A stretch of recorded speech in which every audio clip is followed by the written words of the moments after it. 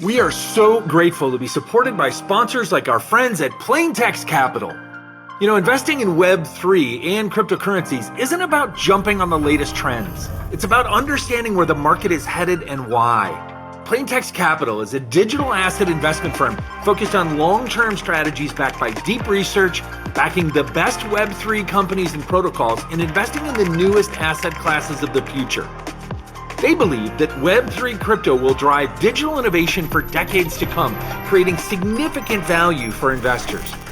In fact, their team of highly skilled professionals work with institutions and serious individual investors who want clarity in a space full of hype and noise. So if you're looking to cut through the chaos and invest with purpose, Plaintext Capital brings a disciplined, high-conviction approach to investing. You can learn more and meet the team at plaintextcapital.com.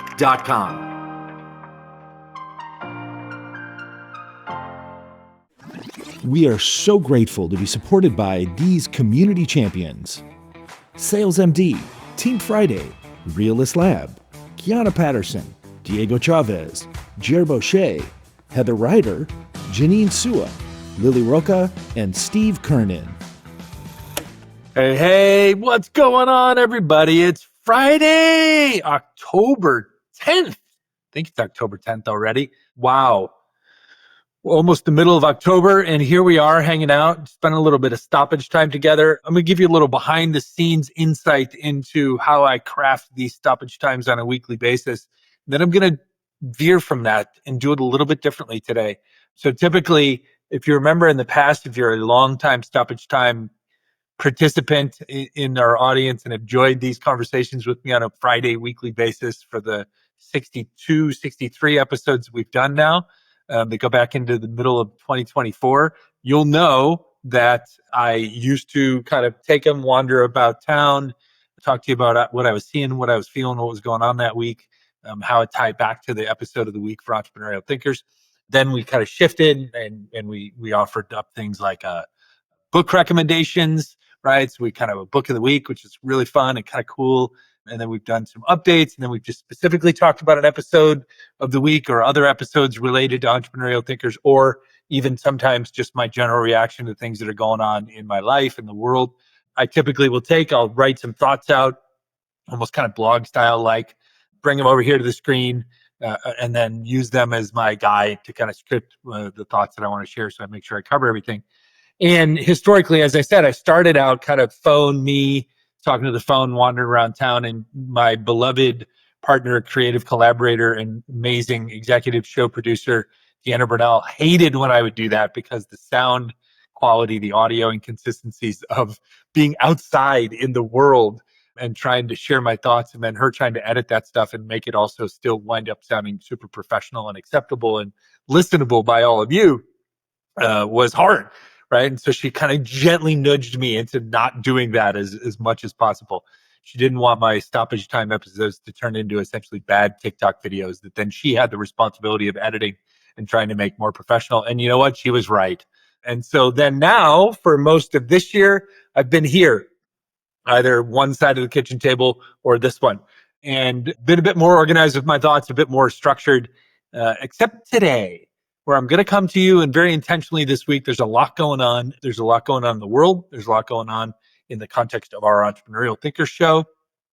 There's a fascinating amount of work creatively wearing my executive producer hat that is going on in our work with our two new studio-side shows that are in pre-production, where we are helping create branded podcasts as marketing vehicles, as business development and marketing storytelling vehicles for two organizations, our first two clients on the studio side of our Storytellers Company business, which is very exciting. And all of this that's going on, right, and it's swirling around here in the United States, where I live in California, where we are on the front lines of an authoritarian takeover of our federal government by President Trump and his sycophantic little minions, his little bro core, as I like to call it.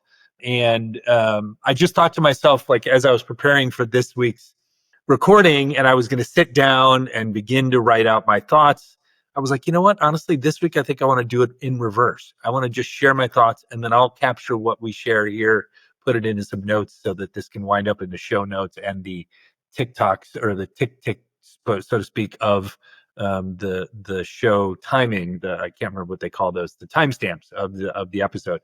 So I'm gonna do a little differently. So current events is what's on my mind this week. Just a little bit of everything. Kind of let's call this a little bit of a stew of what's been in Rob's world this week. And I'm gonna talk about a couple things just randomly that are gonna all feel disconnected, maybe.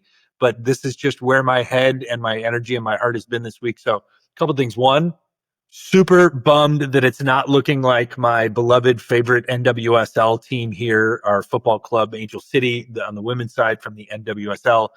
Super bummed it's not looking good for us to make the playoffs this year. So we've got 3 matches left, and we just lost a heartbreaker 1-0 at home earlier this week in, I think, match week 23. So there's 3 more matches left, 26 matches in a season in the NWSL. And it's looking like we're probably, unless we string together 3 wins and we catch some breaks from the clubs above us, it's looking like we're probably going to fall outside the playoff line. But ironically, as a fan and as a lover of football, soccer, I got to say, this match, the girls, the women played probably the best they've played since I've been a fan, which has been since the inception of the club. Like, I saw hints of the plan.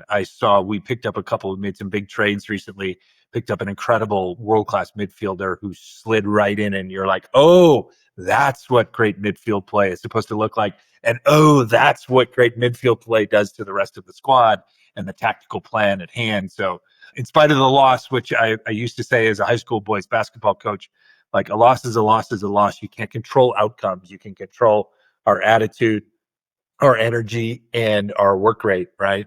And then circumstances be what they will, luck, timing, opportunity missed, lack of execution, shit happens, and sometimes you lose, even when you play well. And that's what happens. So as a long-term fan of the club, like really thinking about this club's potential over the next 10 to 20 years, I was super excited to see that match, even though we lost. But balancing that out in my sports fandom, a couple other things. One, the NBA preseason has begun. And although I am not a huge NBA regular season basketball fan, because I'm a bit of a basketball purist and old schooler, and I believe that most NBA basketball is absolutely shit. It's terrible basketball at the fundamental level. But having said that, I do love my Golden State Warriors and have since long before this current crop of Steph and Draymond and now Jimmy Butler and the titles that they've won in the last decade. I liked them back in the Baron Davis, even before Baron Davis era. I liked them back in the Tim Richmond, Chris Mullin era. And so I've been a fan of both the style of Golden State and them as a club. And then I've really only watched Golden State, frankly, now in this current era with Steph and the team that he's had over this last decade. And so I'm stoked that the NBA preseason is up and firing. And it was fun to watch the Warriors play. And I'll look forward to watching occasional regular season games on the new NBC Peacock deal that the NBA has made and root on the Warriors in that context. Balancing this out as well, Cubs, my Chicago Cubs baseball club are in the playoffs. They're probably going to lose by the time this video gets posted and be out of the playoffs. But they were in the playoffs, like legitimately in the playoffs, not in the qualifying wild card 1 game season. Like they were in the actual playoffs, won their opening round series, and are now getting their ass handed to them in their second round series against the dreaded Milwaukee Brewers. But hey, playoff baseball for the Cubs is fun. I'm glad to see it. They seem to have a young core, and it maybe will be competitive for the next handful of years. So that's been my sports focus. On the business front, I got to tell you, this week's episode with Camille Terry from Charger Help is just an incredible story about our opportunity and the challenges, but really the opportunity born of the challenges in our electric vehicle industry.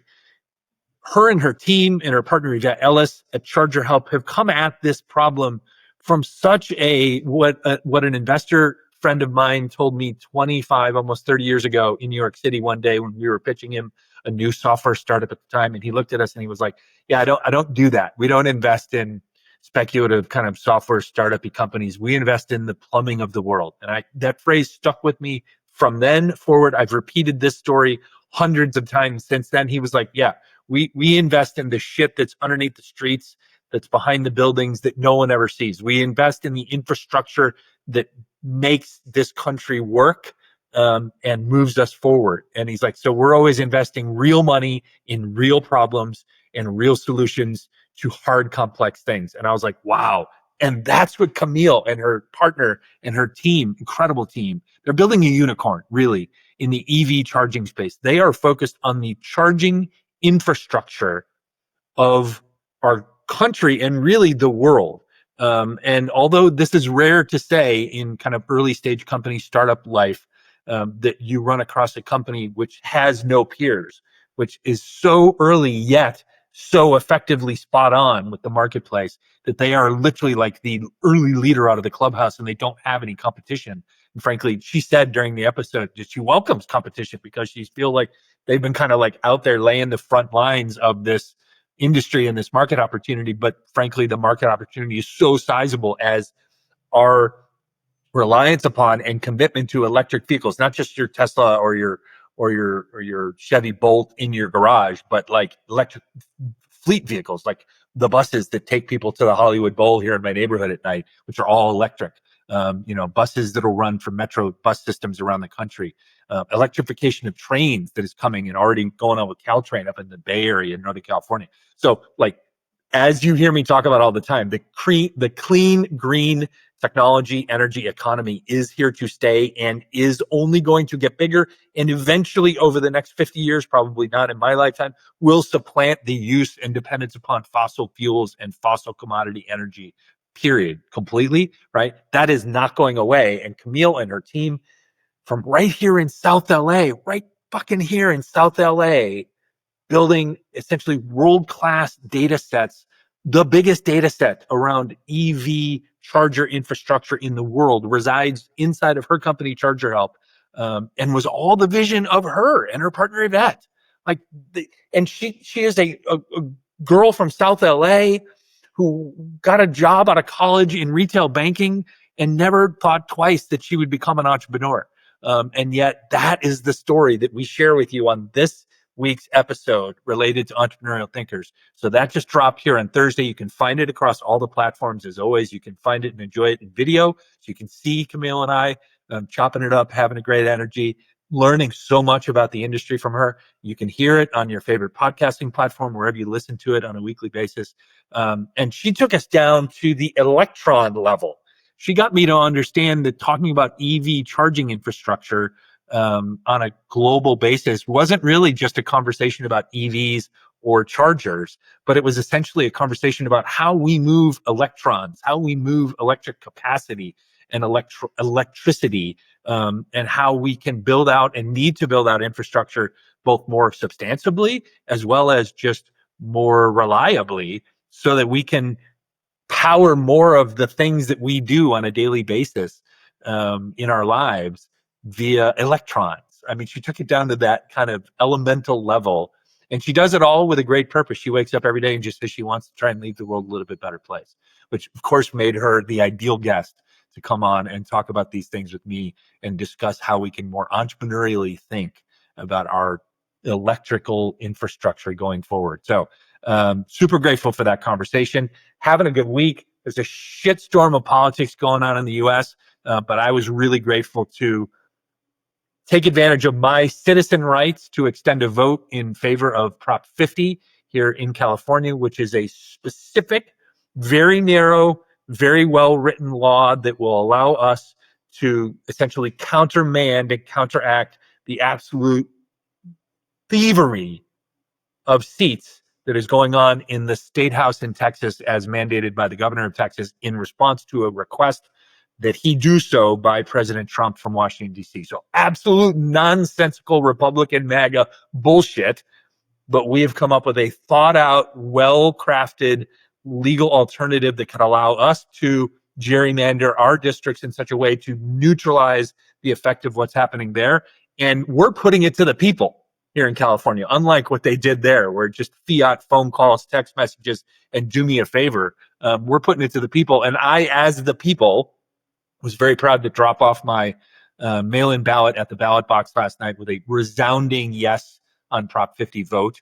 And then I took a really long walk just to contemplate the fact that I'm even having to do that in this special election, that we're having to essentially take my citizens' rights and turn them into an act of civil resistance against an authoritarian takeover by a wannabe king dictator and his sycophantic little bro club that are running around our country, misusing our military, misusing our National Guard, misappropriating resources, grifting for their friends, doing everything. I mean, and this isn't even opinion stuff. This is just, I'm just like repeating the news to you. I'm just repeating facts.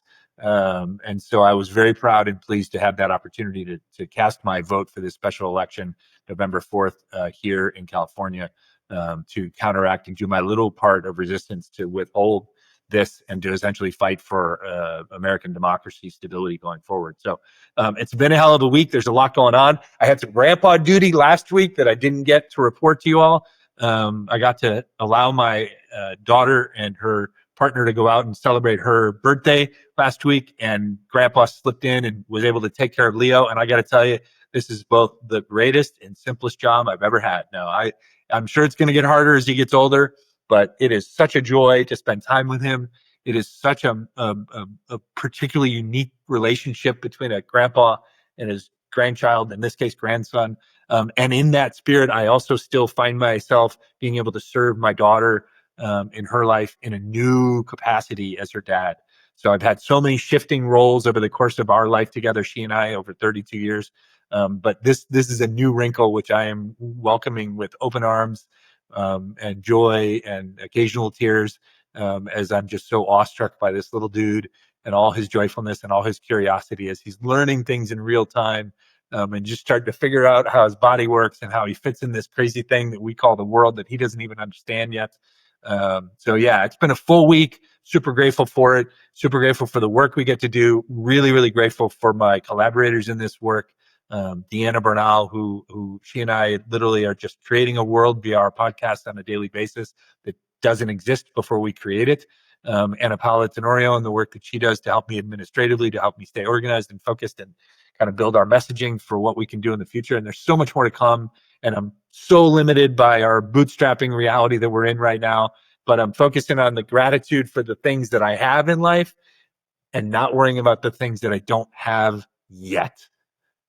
So that's it. Happy Friday. Happy Stoppage Time to y'all. I hope you have a great, joyful, love-filled, peaceful, restful and or refreshing and recharging weekend. And yeah, we'll see you right back here next week on Friday for some more Stoppage Time. And we'll see you on Thursday for another edition of Entrepreneurial Thinkers with yet another cool conversation with an incredibly talented, gifted guest. Peace. We are so grateful to be supported by sponsors like our friends at Haney & Company. You know, we all know that in today's complex financial landscape, having a trusted advisor can make all the difference. Since 1960, Haney & Company has been providing comprehensive accounting services to a diverse range of clients, from small businesses to large corporations. With nearly 400 professionals across 13 locations, they offer services in tax, audit, business consulting, and client advisory. In fact, their commitment to excellence has earned them recognition from Accounting Today and Forbes magazines. At Haney & Company, though, it's not just about balancing books. It's about building lasting relationships based on trust and mutual growth. So visit HaneyCPAs.com. That's HaneyCPAs.com to learn how they can support your business's financial journey.